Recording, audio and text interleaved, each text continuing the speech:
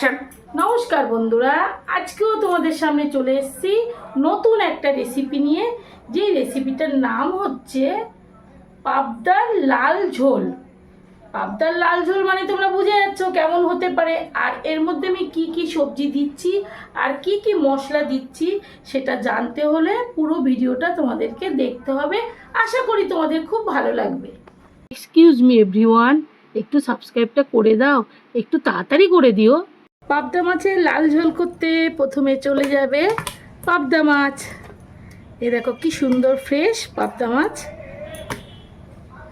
তার সাথে চলে যাবে আলু, তার সাথে যাবে বেগুন, টমেটো, আর যাবে ধনেপাতা। এই দিয়ে হবে আজকে পাবদা মাছের লাল ঝোল। চলো একে একে আমি মাছগুলোকে সুন্দর করে মেখে নিই। অনেক তো হলো কায়দা থেকে এবার আমাদের বেরিয়ে আসতে হবে। মাছগুলোকে বাপু আগে মেখে নিই। এবার মাছগুলোকে মাখতে নিয়ে নিচ্ছি আমি লবণ, নিয়ে নিচ্ছি আমি হলুদ গুঁড়ো, সব কিছুই আমি আন্দাজ মতো দিচ্ছি আমি একটু লঙ্কা গুঁড়ো। ব্যাস সুন্দর করে মেখে নিতে হবে। দেখো এইভাবেই মাছগুলো মাখতে হবে। আর এর মধ্যে এখনই আমি দিয়ে দেবো একটু সর্ষের তেল। এই দেখো হাতে করে নিয়ে নিয়েছি সর্ষের তেল। মাছের গায়ে ভালো করে মেখে নেব, তাহলে মাছ আর ফাটবে না। বোয়াল মাছ, পাবদা মাছ, আর মাছ, এসব মাছ, ট্যাংরা মাছ যদি একটু সর্ষের তেল দিয়ে মাখা হয় তাহলে আর ফাটে না। এটা মা, ঠাকুমা, দিদিমা এদের কাছ থেকে শিখেছি। চলো মাখা হয়ে গেছে। এবার আলু, বেগুন এগুলোকে কাটতে হবে। প্রথমে কেটে নেব বেগুন। দেখো আমি বেগুনটাকে কেমন করে কাটছি। যেমন মাছ হবে তেমন করেই কিন্তু সবজি কাটতে হয়, তাহলে দেখতে খুবই সুন্দর হয়। মাছের মতোই আমি লম্বা লম্বা করে বেগুনগুলোকে কেটে নেব। এই দেখো এরকম করে সব বেগুনগুলোকে কেটে নেব। এবার কেটে নেব আলুগুলোর থেকে আগে খোসা ছাড়িয়ে নিয়েছি। সেম সাইজেরই করতে হবে। এই এরকম সাইজের আমি আলুগুলোকে কেটে নিচ্ছি। এই দেখো এরকম করেই সবকটা কেটে নেব। এই দেখো আলু আর বেগুন সুন্দর করে কেটে নিয়েছি। কেটে নেব টমেটো। এটা কিন্তু পেস্ট হবে, টমেটোটা পেস্ট হবে। চলো আলু বেগুনকে আগে নুন হলুদ দিয়ে মেখে নিই। এই যে নুনটা দিয়ে দিলাম, দিয়ে দেবো হলুদ। এবার মাছের মতো করে একই রকমভাবে মেখে রাখতে হবে। এবার তোমাদেরকে দেখাবো এই লাল ঝোলে আমি কি কি মশলা দিচ্ছি।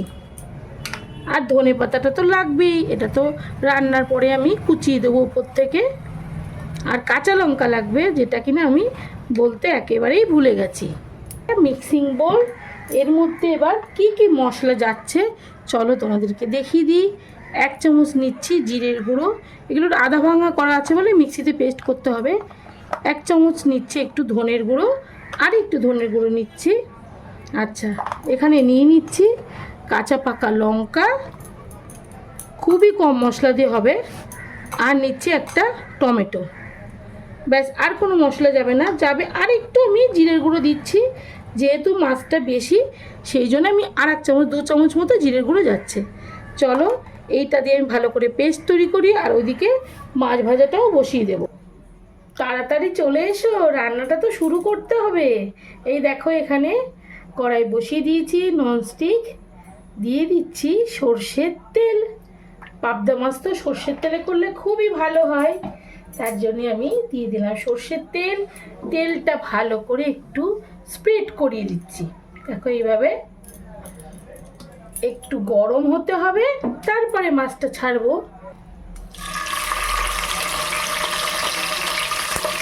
মাছ কিন্তু খুবই ফাটাফাটি করবে, তার জন্য আমাকে একটা ঢাল রেডি করতে হবে। মাছটি কিন্তু একটু ভালো করেই ভাজতে হবে। এই যে ঢালটা আমি দিয়ে দিলাম।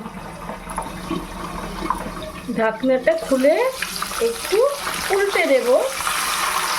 দেখো এই পিঠটা ভাজা হয়ে গেছে, এখন উল্টো পিঠটাও এইরকম করে ভাজতে হবে।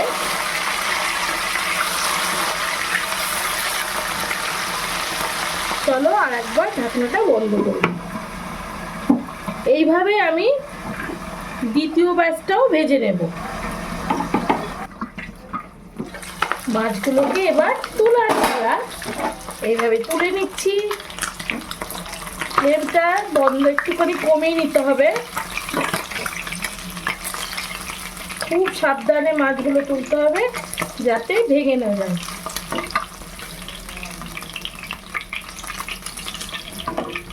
একে একে সমস্ত মাছগুলোকে ভেজে নিয়েছি। এই গরম তেলের মধ্যে এখন চলে যাবে বেগুন। বেগুনগুলোকে আমি একই রকমভাবে ভেজে নেব।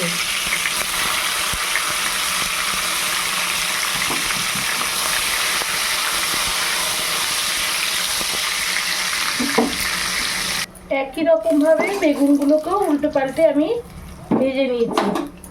এবার বেগুনগুলোকে তুলে নেব। দেখো এরকম করে ভেজেছি। এবার এই তেলের মধ্যে চলে যাবে একটু কালো জিরে। এই যে একটু কালো জিরে দিয়ে দিচ্ছি। দিয়ে দেব টুকরো করা আলু।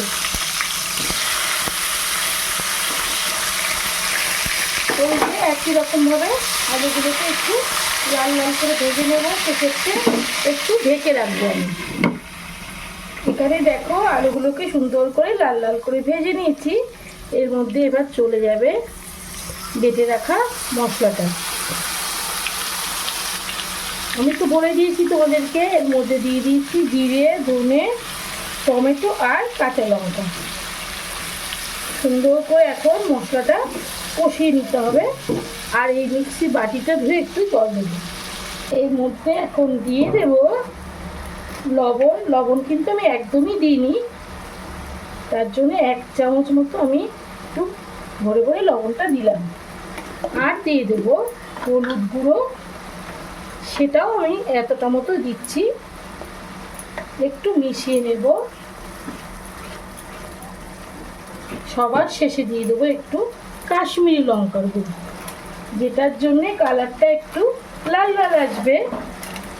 এই যে কাশ্মীরি লঙ্কার গুঁড়ো দিচ্ছি, একটু বেশি করে দিতে হবে। ব্যাস হয়ে গেছে। মশলাটা ভালো করে এখন কষিয়ে নেব। নিয়ে আমি তারপরে তেলটা ছাড়লেই আমি জলটা দেব। দেখো কি সুন্দর কালার তৈরি হচ্ছে আস্তে আস্তে। যত ভালো কষানো হবে তত কিন্তু ঝোলটা খেতে খুব ভালো হবে। আর এখন আমি ধনেপাতা দেবো না, ধনেপাতাটা সবার শেষে দেব। চলো আবার একটু ভালো করে সুন্দর করে কষিয়ে নিই। আলুর সাথে ভালো করে মশলাটা কষে গেলে আলুর মধ্যেও মশলাটা ঢুকে যাবে, খেতে খুব ভালো হবে আলুগুলো। মশলা থেকে সুন্দর করে তেল ছেড়ে দিয়েছে। এর মধ্যে চলে যাবে এখন জল। তোমরা এক্ষেত্রে গরম জলও দিতে পারো। আমি এখানে নর্মাল যে টেম্পারেচারের জল সেটাই দিচ্ছি। একটু বেশি করেই দিচ্ছি, ঝোলটা ভালো করে ফুটবে। তারপরে মাছ আর বেগুনটা ছেড়ে দেবো। ততক্ষণে আমি ঝোলটা একটু ঢাকনাটা বন্ধ করে দিলাম যাতে তাড়াতাড়ি করে ফুটে ওঠে। ঢাকনাটা খুলে এবার দেখবো ঝোলটা ফুটেছে কিনা। দেখো বন্ধুরা, ঝোলটা একদম টকবক টকবক করে ফুটতে শুরু করেছে। এর মধ্যে এখন দিয়ে দেবো বেগুন আর ভেজে রাখা মাছ। ভালো করে এটা কেচে দিয়ে দেবো। দিয়ে আর কিছুই না, ঝোলটা একটু ফুটলেই মাছের সাথে মশলাগুলো ঢুকে গেলে আমি ধনেপাতা দিয়ে বন্ধ করে দিতে হবে। একটু ফুটুক, আমি ততক্ষণে ধনেপাতাটা একটু কুচিয়ে আনি। পাবদা মাছের লাল ঝোল একদম রেডি হয়ে গেছে, টকবক করে ফুটছে। উপর দিয়ে একটু ধনেপাতা দিয়ে দেবো। দেখো ধনেপাতা, এইসব রান্নাতে ধনেপাতা দিলে কিন্তু দারুণ একটা ফ্লেভার তৈরি হয়। শীতকালে যে রান্না যে একটা ফ্লেভার থাকে না, সেরকম তৈরি হয়। তাই জন্য ধনেপাতাটা অবশ্যই দেবে।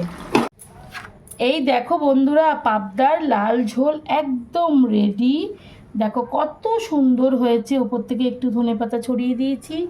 এই ভিডিওটা আশা করি তোমাদের খুব ভালো লাগবে। আর এই রেসিপিটা তোমাদের যদি ভালো লাগে তাহলে কি করবে, লাইক শেয়ার কমেন্ট আর সাবস্ক্রাইব তো করবেই, আর বাড়িতে কিন্তু অবশ্যই অবশ্যই করে এই রেসিপিটা একবার করে আমাকে কমেন্ট করে জানিও যে তোমরা কেমন খেলে। গুড নাইট, টাটা, ভালো থেকো, সুস্থ থেকো।